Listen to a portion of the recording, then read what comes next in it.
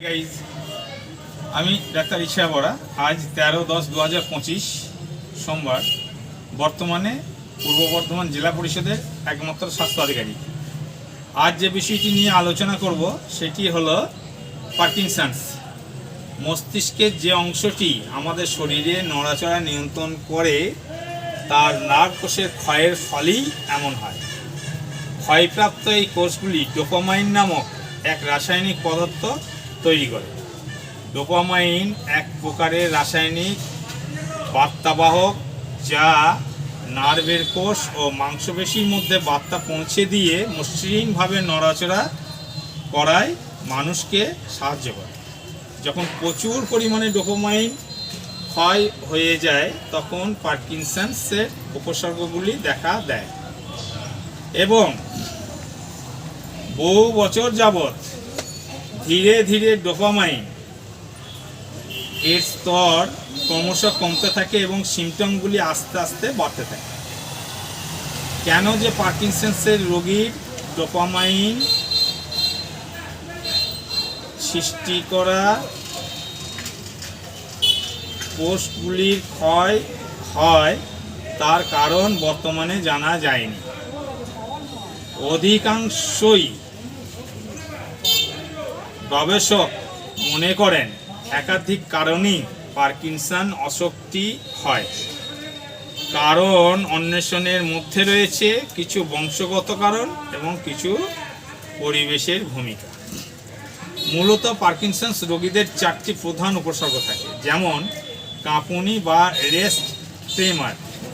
এটা একটা হাত বা পায়ে শুরু হতে পারে এবং শরীরের প্রভাবিত অংশটি বিশ্রামের সময় থাকাকালীন এইরকম হওয়ার বেশি সম্ভাবনা থাকে। পার্কিনসন্সের রোগী উদ্বিগ্ন বা উত্তেজিত হয়ে উঠলে প্রায় এই কাঁপুনি আরও সুস্পষ্ট হয়ে ওঠে। পার্কিনসন্সে আক্রান্ত প্রায় 70% মানুষে এই কাঁপুনি হয় ও পার্কিনসন্সে আক্রান্ত অল্প বয়সীদের ক্ষেত্রে এই উপসর্গ কিছুটা কম দেখা যায়। দ্বিতীয় সিমটম রিজিডিটি বা মাংসপেশি শক্ত বা অনমনীয় হয়ে যায়। পার্কিনসন্সের রোগীদের ক্ষেত্রে এটা খুব সুপরিচিত প্রারম্ভিক লক্ষণ। তৃতীয় ব্র্যাডিকাইনেসিয়া বা জড়তা ও স্লোথ হয়ে যায়।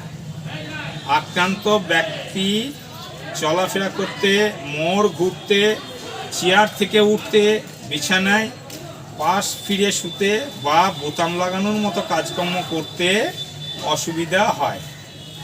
4 নম্বর হচ্ছে সেটি পশ্চারাল ইনঅ্যাবিলিটি বা একটা পড়ে যাওয়ার প্রবণতা দেখতে পাওয়া যায়। পার্কিনসন্সে আক্রান্ত রোগীর ভারসাম্য রাখার সমস্যা একটি দেখা যায়। সুতরাং সামান্য একটু হোঁচট খেলেই বা কেউ এসে একটুখানি নাড়া দিলেই এই রোগীদের একটু পড়ে যাওয়ার প্রবণতা বেশি দেখা যায়। পরের দিকে আস্তে আস্তে এমনকি হাঁটা চলার সময়ও এই রোগীরা পড়ে গেছেন, এটা দেখতে পাওয়া যায়।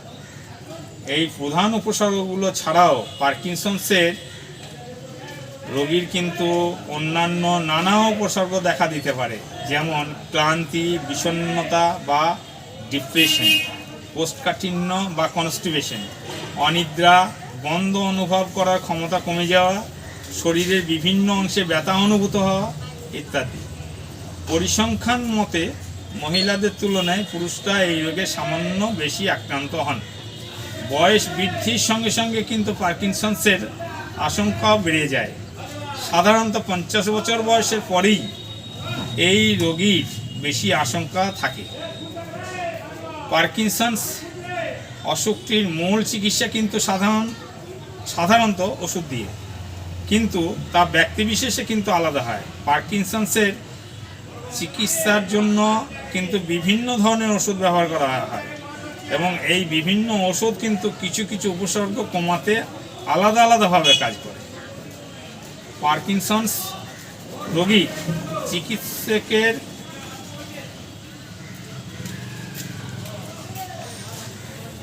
পার্কিনসন্স রোগীর চিকিৎসকের নিকট গিয়ে চিকিৎসার মূল উদ্দেশ্যই হচ্ছে যে আপনার দৈনন্দিন কাজকর্মটুকু সুস্থ সুন্দরভাবে চালিয়ে যাওয়া। সেইটা যদি আপনি সামান্য কিছু ওষুধ খেয়েই করতে পারেন, তাহলে ওষুধের সেই ডোজ মাত্রা বা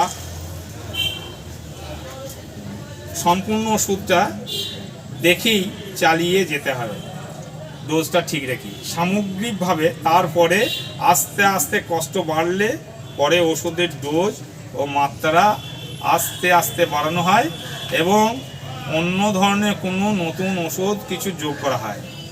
ওষুধের মধ্যে যেহেতু এই অসুখে ডোপামাইন মাত্রা কমতে থাকে, সুতরাং বাইরে থেকে আমরা ডোপামিন জাতীয় ওষুধ সরবরাহ করে থাকি, যা সিমিলিয়াস কিউরেন্টার অ্যাক্সিজেনের উপর নির্ভরশীল।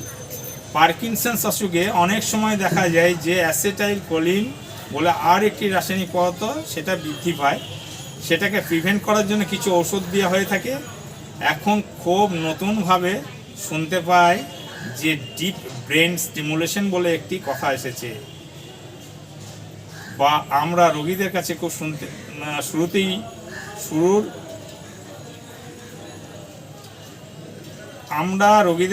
শুনতে পাই যে ডাক্তারবাবু এই জিনিসটা কি, ডিপ ব্রেন স্টিমুলেশনটা কি।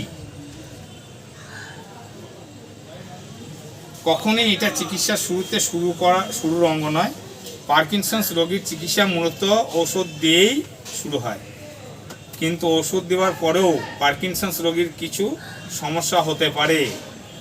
যেমন একটা আমরা বলি পিক ডোজ ডিসকাইনেশিয়া, মানে আপনি ওষুধটা দিলেন, ওষুধটা আপনি খেলেন, খাওয়ার পর 2 ঘন্টা পরে আপনি দেখলেন আপনার হাত পায়ের কন্ট্রোল আপনার মধ্যে নেই, যেন হাত পাগুলি নিজের মতো নড়াচড়া করছে এবং সেটা অস্বাভাবিক এবং অত্যধিক। এটা হয় মূলত বাইরে থেকে যে ডোপামাইন ওষুধটা দেওয়া হয়, সেটা যখন ডোজটার মাত্রা সব থেকে বেশি থাকে তখন অনুভূতি হয়। তো এই অসুবিধাটা অনেক সময় রোগীর ক্ষেত্রে প্রকাশ পেতে পারে।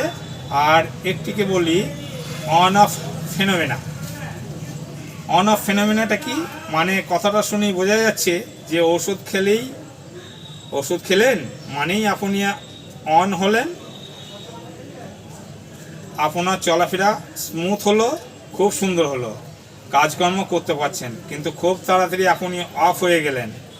মানে নর্মালি হয়তো ওষুধটার জন্য আপনার 4 ঘন্টা ভালো থাকা উচিত, কিন্তু আপনি দেখলেন যে 8 ঘন্টা ভালো আছেন বা 45 মিনিট ভালো আছেন, সুতরাং তাড়াতাড়ি আপনি অফ ফেজে চলে আসছেন। এই রকম রোগীদের জন্য আমরা নতুন চিকিৎসা পদ্ধতি আছে, এটাকে বলা হয় ডিপ ব্রেন স্টিমুলেশন। এছাড়াও সর্বাগ্রে যখন একটু একটু ধরছে সেই মতো মুহূর্তে পেতে গেলে চিকিৎসায় অনেক ওষুধ আছে এবং আমাদের মতো ডাক্তারকে খুঁজে নিয়ে আগান, মারাত্মক জায়গায় পৌঁছাতে দেবো না। নমস্কার।